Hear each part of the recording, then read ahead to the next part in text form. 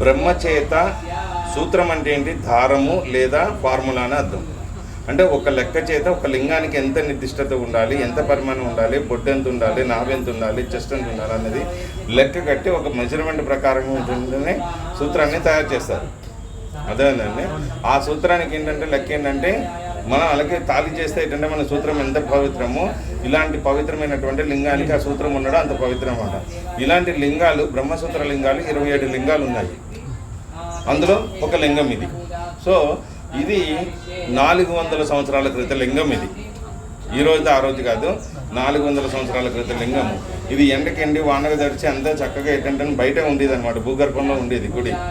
గుడి లేదు, ఓన్లీ లింగం మాత్రమే ఉండేది.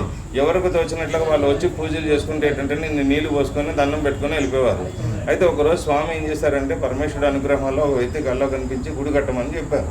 చెప్పడంతో ఏంటంటే ఈ ఊరి అత్వల్లి కౌన్సిలర్ ఏం చేశారంటే మల్లేష్ గౌడ్ అనే వ్యక్తి గారు ఏం చేశారంటే 1.5 పెట్టి 6 నెలల్లో ఈ గుడిని కంప్లీట్ చేశారు.